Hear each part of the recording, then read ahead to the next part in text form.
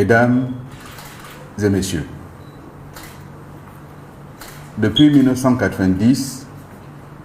le Gabon, notre pays, a fait le choix libre et assumé du retour à la démocratie multipartie, ce qui induit la liberté d'association, la liberté d'opinion et par conséquent la liberté d'exprimer ses opinions dans le respect de l'état de droit et de la dignité de la personne humaine. De fait, l'exercice des libertés garanties par la Constitution doit s'accompagner du respect des lois et règlements en vigueur par les acteurs du débat public. Or, depuis quelque temps, certains acteurs publics semblent tentés par le désir de s'affranchir du respect de la loi au motif qu'ils s'opposeraient au pouvoir en place et à son gouvernement. Cette approche est tout sauf démocratique et républicaine. Car s'il est couramment admis que le rôle de l'opposition est de s'opposer, tout en proposant un projet politique lisible, il est de même de la responsabilité du gouvernement de s'assurer que ses opinions s'expriment dans le respect de l'état de droit. Malheureusement, nombre d'acteurs du débat démocratique, parmi lesquels certains journalistes, semblent avoir fait de l'atteinte à la vie privée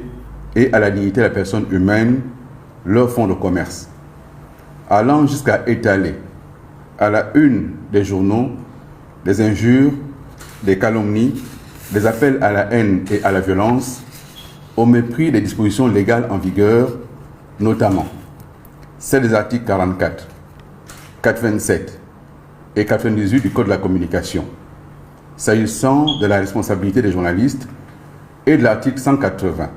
de la même loi pour ce qui est de la responsabilité des éditeurs et des imprimeurs. Si le président de la République, chef de l'État, son Excellence Ali Bongo Ondimba, dans sa volonté de promouvoir une presse plus libre et plus responsable, a bien voulu décider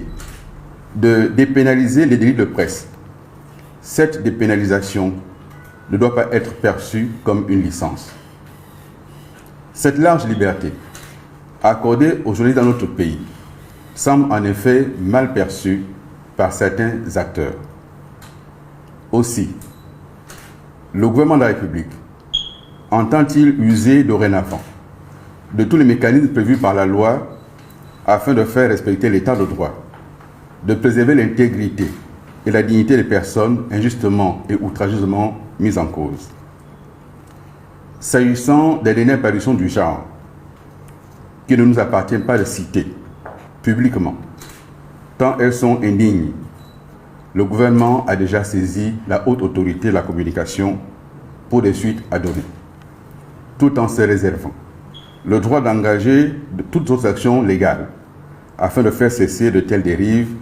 pour que force reste à la loi dans une démocratie digne et apaisée. Je vous remercie.